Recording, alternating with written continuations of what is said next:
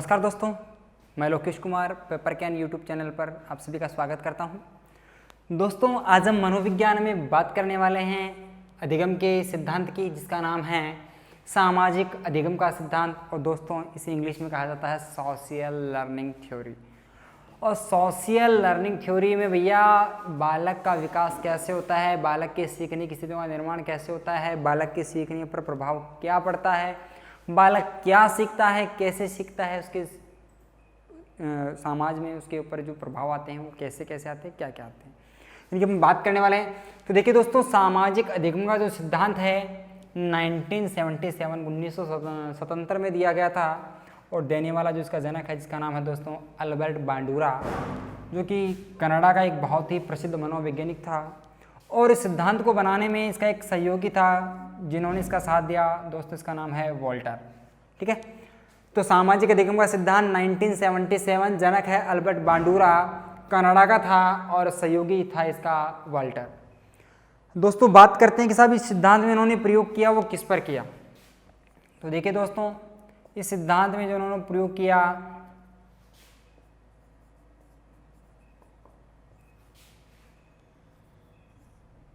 जीवित जोकर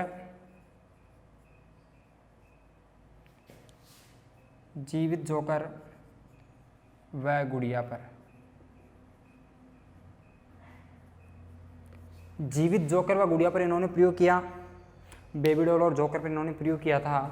और दोस्तों, इन्होंने जो प्रयोग किया वो कैसे हुआ, लेकिन इससे पहले हम बात करते हैं कि आखिरकार जो सिद्धांत का नाम है सामाजिक अधिगम का सिद्धांत, आखिरकार इस सिद्धांत को इन्होंने सोशल लर्निंग थ्योरी का नाम क्यों दिया। तो देखिए दोस्तों, हम एक सामाजिक प्राणी हैं, समाज में रहते हैं, और हमें बहुत ही बखूबी पता है कि भैया समाज हमारे द्वारा किए गए किसी भी गलत काम को या हमारी किसी भी गलत बात को कभी भी स्वीकार नहीं करता है। समाज हमेशा हमारे गलत कामों को नेगलेक्ट करता है, हमारे बुरे कामों की उपेक्षा करता है, हमें गलत बताता है, बेकार बताता है, और हमें उससे दूर रहने की सलाह देता है। तो देखिए दोस्तों, इसी आधार पर ही हम इसके नाम की चर्चा करते हैं। तो समाज द्वारा मान्य व्यवहार को, जो एक्सेप्टेबल नॉलेज है, इसको अपन एक्सेप्ट कर सकते हैं, जो समाज के हित से उपयोगी है, सही है, जायज़ है, तो समाज द्वारा मान्य व्यवहार को अपनाने और अमान्य व्यवहार को त्यागने के कारण ही इस सिद्धांत का नाम सामाजिक अधिगम का सिद्धांत पड़ा। समाज के द्वारा मान्य व्यवहार को अपनाने और अमान्य व्यवहार को त्यागने के कारण इस सिद्धांत का नाम क्या पड़ा दोस्तों, सामाजिक अधिगम का सिद्धांत। और दोस्तों, जैसा कि हम जानते हैं कि एक बालक जिस तरह के समाज में रहता है, एक बच्चा जिस तरह के समाज में, जिस तरह के सोसाइटी में, जिस तरह के मोहल्ले में, जिस तरह के समाज में वह रहेगा, भैया वैसा ही उसका विकास होगा। बच्चे में गुण भी ठीक वैसे आएंगे। अगर बच्चा हमारे घर में भी अगर कुछ बदमाशियाँ कर रहा है, इसका मतलब बदमाशियाँ उसकी खुद की नहीं है, उसने भी किसी न किसी से देख कर के सीखा है। अगर बच्चा हमारे घर में अगर किसी प्रकार के अगर अपशब्दों को काम में ले रहा है, इसका मतलब उसने खुद ने नहीं, उसने भी किसी ने अपने बड़े बुजुर्ग या अपने पड़ोसी के बच्चों से किसी न किसी से उसने देख कर के सीखा है। बच्चा कुछ आज बहुत ही स्पेशल कुछ नया कर रहा है, बच्चे ने आज अपनी मर्जी से नहीं किया है, बच्चे ने वह कुछ स्पेशल किया है, बट किसी और दूसरे का देख करके, किसी और को देखकर सीखा है उसने। इसका मतलब ये सिद्धांत हमें बताता है कि सिद्धांत के अनुसार एक बच्चा, एक बालक जिस तरह के माहौल में, जिस तरह के समाज में रहता है, उसका अधिगम, उसमें सीखने की प्रक्रियाएं उसी के अनुसार आती है। अर्थात बच्चे के संपूर्ण सीखने की स्थितियों का आधार इन्होंने किसको बताया है, समाज को बताया है कि भैया बच्चे का जैसा समाज होगा, जैसा एनवायरनमेंट होगा, जैसा वातावरण होगा उसका, ठीक बच्चा वैसे ही सीख जाएगा। तो देखिए दोस्तों, इन्होंने जोकर और गुड़िया पर इन्होंने एक प्रयोग किया, जिसमें इन्होंने क्या किया कि कुछ बच्चों को लेकर के इन्होंने एक टेलीफिल्म दिखाई बच्चों को, और बच्चों को एक मूवी दिखाने के बाद में बाहर जब बच्चों को निकाला गया तो बच्चे ठीक वैसी ही एक्टिविटीज़ कर रहे थे जैसा कि उन्होंने अभी हाल ही में जिस मूवी में देखा था। तो अब बच्चों ने जैसा देखा वैसा ही वो बिहेव बाहर आकर के करते हैं। बच्चों को अगर एक बहुत ही रोमांटिक मूवी दिखा दिया या हॉरर मूवी दिखा दी जाए, तो हॉरर मूवी देखने के बाद में बच्चे आकर के वैसे ही डर वाली वैसी बातें करते हैं। बच्चों को अगर मार धाड़ की अगर मूवी दिखा दी जाए तो बच्चे बाहर आकर के वैसे ही मारदार करते हैं। बच्चों को एक बहुत ही इमोशनल मूवी दिखा दी जाए तो बच्चे आकर के वैसा ही व्यवहार करते हैं। क्यों भाई? बच्चों ने वैसा ही देखा है। बच्चे हमारे जब स्कूल जाते हैं, हम क्यों चाहते हैं कि हमारे बच्चे एक बहुत ही अच्छे स्कूल में जाएं जिसमें फ़ीस ज़्यादा लगती है? भैया फ़ीस तो हमारे पड़ोस वाले स्कूल में कम लगती है, जबकि हम ज़्यादा फीस वाले स्कूल में भेजते हैं। क्यों? क्योंकि वहाँ के माहौल से बच्चा सीखता है। किताबें सेम हैं, पढ़ाई सेम हैं, वही सारा सब कुछ है। हमारी जो घर के बाजू में स्कूल है वो भी बच्चे की शुरुआत यहीं से करता है और यहीं पर लाकर ख़त्म करता है। बच्चे की शुरुआत यहीं से करता है, यहीं लाके ख़त्म करता है, यहीं से शुरुआत करता है, यहीं लाकर ख़त्म करता है। एक महंगी स्कूल भी यही शुरुआत करवाती है और एक सस्ती स्कूल भी। फिर भी हम बच्चे को एक महंगी स्कूल में भेजना पसंद करते हैं। क्यों? क्योंकि हमें पता है कि बच्चे का एनवायरनमेंट जैसा होता है, बच्चे में गुण, स्किल्स, सारे के सारे नॉलेज उसी आधार पर ही डेवलप होते हैं। तो देखिए दोस्तों, इस सिद्धांत में इन्होंने जो प्रयोग किया, सिद्धांत में इन्होंने बताया कि एक बच्चे का जो अधिगम होता है उसके वातावरण, उसके एनवायरनमेंट के आधार पर होता है। और ये जो जैसा ही इन्होंने जो प्रयोग किया जोकर और गुड़िया पर, इस जोकर और गुड़िया पर किए गए प्रयोग से इस अल्बर्ट बांडुरा के द्वारा एक निष्कर्ष निकाला गया और बताया गया कि एक बालक का अधिगम अनुकरण के आधार पर या एक बालक देख करके सीखता है। एक बालक का जो अधिगम होता है किसके आधार पर होता है? एक बालक अनुकरण के द्वारा या देख करके सीखता है। और इससे भी आपकी इंपॉर्टेंट बात कि इन्होंने बालक के अनुकरण द्वारा या देख करके सीखने की प्रक्रिया के 4 चरण बताए हैं। अल्बर्ट बांडुरा ने अनुकरण द्वारा सीखने की प्रक्रिया के कितने चरण बताए हैं? 4 चरण बताए हैं दोस्तों। इन चारों चरणों का क्रम आपसे पूछा जा सकता है। नंबर 1 अवधान, नंबर 2 धारण करना, नंबर 3 पुनः प्रस्तुतिकरण और नंबर 4 आता है आपका पुनर्बलन। अवधान, धारण करना, पुनः प्रस्तुतिकरण और पुनर्बलन। भाई हम क्या बात कर रहे हैं कि बच्चा जैसे समाज में रहेगा, बच्चे को सामाजिक माहौल जैसा मिलेगा, बच्चे के सामने जैसी घटनाएं, जो स्थितियां घटित होती हैं, बच्चा उन्हीं सबको देखता है, अनुकरण करता है और सीख जाता है। तो बच्चा अनुकरण की सहायता से सीखता है, लेकिन कितने चरणों की सहायता से होकर के? 4 चरणों की सहायता से होकर के सीखता है। तो अनुकरण द्वारा सीखने की प्रक्रिया के अल्बर्ट बांडुरा ने 4 चरण बताए हैं: अवधान, धारण करना, पुनः प्रस्तुतिकरण और पुनर्बलन। अब चर्चा करते हैं कि साहब अवधान क्या होता है। तो देखिए दोस्तों, अवधान का अर्थ होता है ध्यानपूर्वक या एकाग्रचित होकर के देखना, अटेंशन। अवधान को क्या कहते हैं इंग्लिश में अपन?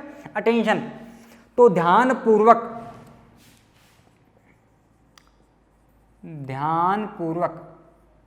या एकाग्रचित होकर के देखना क्या कहलाता है? बच्चे के सामने जो कुछ भी हो रहा है, बच्चा क्या करता है? उसको ध्यानपूर्वक तरीके से देखता है, उसको माइंड को पूरी तरह से एक जगह पर सेटल करके देखता है और उसको सीखने के, समझने की कोशिश करता है। अब बच्चे ने जो भी अवधान किया है, जो भी उसने चीजें ध्यानपूर्वक देखी है, बच्चा क्या कर लेता है? उसको अपने व्यवहार में समाहित कर लेता है, व्यवहार में ले आता है, या व्यवहार में उसको स्थायी कर लेता है। अब बच्चे ने जैसा देखा, जैसा उसने क्या कर लिया? अपने व्यवहार में उस ज्ञान को अपने अंदर शामिल कर लिया, उसको अपना एक पार्ट बना, अपना एक हिस्सा बना लिया। अब बच्चे को जब भी जरूरत पड़ती है उस ज्ञान को बाहर निकालने की, ठीक बच्चा उसी वे में उस ज्ञान को बाहर निकालता है जैसा कि उसने पहले देखा था और सीखा था। अब बच्चा क्या करता है? जो ज्ञान ऑलरेडी वह सीख चुका है, जो ज्ञान एक बार ऑलरेडी पहले घटित हो चुका है, उसी ज्ञान को सेम तरीके से पुनः दोहराने की कोशिश करता है कि यार एक बार मैंने ऐसा देखा था, ऐसा सीखा था, आज मैं भी ऐसा ही करता हूँ। तो बच्चा क्या करता है? उसी ज्ञान को पुनः दोहराता है, यानी कि उसका पुनः प्रस्तुतिकरण करता है।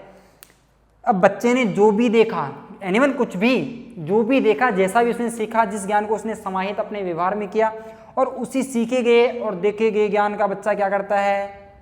प्रस्तुतिकरण करता है, उस ज्ञान को दोहराता है, उसको हमारे सामने प्रस्तुत करता है।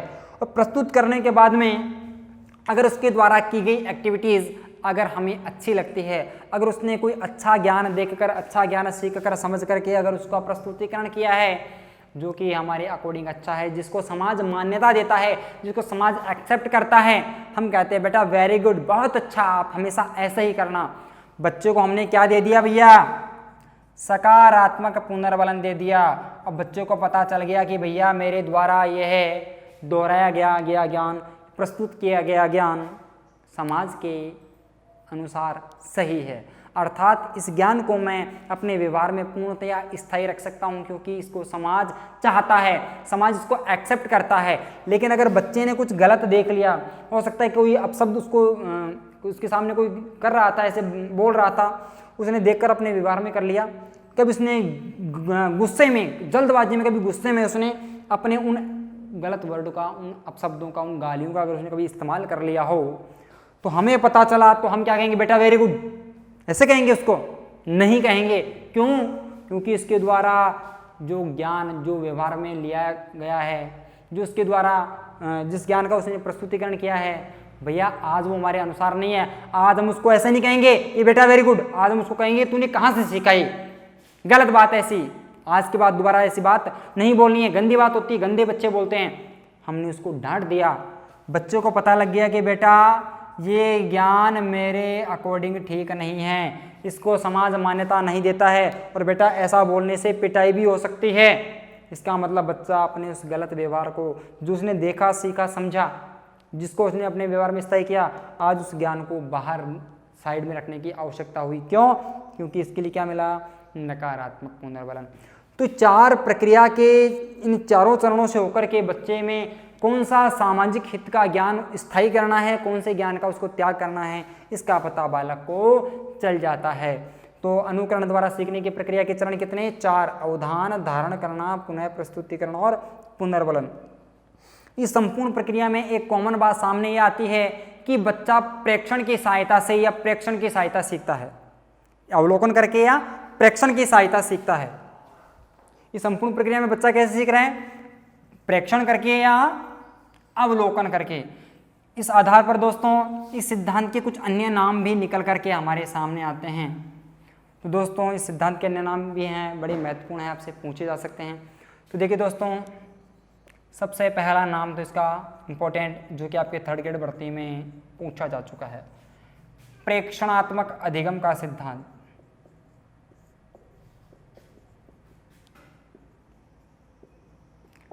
प्रेक्षणात्मक अधिगम का सिद्धांत। बच्चा किसकी सहायता सीखता है? अवलोकन करके, अवलोकन अधिगम का सिद्धांत। दोस्तों इसमें बच्चा क्या करता है, जैसा उसने किसी और को देखा था ठीक वैसा ही खुद बनकर के ठीक वैसे ही करने की कोशिश और प्रयास करता है। अर्थात ठीक अपने आप को वैसा ही प्रतिरूप, अपने आप को ठीक वैसा ही मॉडल बना करके, वैसी एक्टिविटीज करके अपने आप को उसके सामने प्रस्तुत करने की कोशिश करता है। इसलिए दोस्तों इसको कहा जाता है प्रतिरूप अधिगम का सिद्धांत। और दोस्तों इसमें बच्चे के सामने प्रत्यक्ष ज्ञान की स्थितियां सामने आती है, बच्चा प्रत्यक्ष रूप से सीख करके अपने व्यवहार का प्रस्तुतिकरण करता है। इसलिए दोस्तों इस सिद्धांत को कहा जाता है प्रत्यक्ष अधिगम का सिद्धांत। ठीक है दोस्तों, तो ये कुछ इस सिद्धांत के अन्य नाम थे। ऐसे ही और भी बड़े महत्वपूर्ण और रोचक सिद्धांतों की जानकारियाँ मैं आप लोगों के लिए रोज़ लेकर आता रहूँगा। तो आज का वीडियो आपको कैसा लगा? अगर वीडियो अच्छा लगा हो तो लाइक करें, शेयर करें, सब्सक्राइब करें और हमारे चैनल के साथ जुड़े रहिए। आपको ऐसे ताज़ा अपडेट्स आगे भी मिलते रहेंगे जो आपके एग्जाम के लिए काफ़ी हितकारी होंगे। ठीक है दोस्तों, चलता हूँ और मिलूंगा आपसे बहुत जल्द अगले वीडियो में। Thank you very much.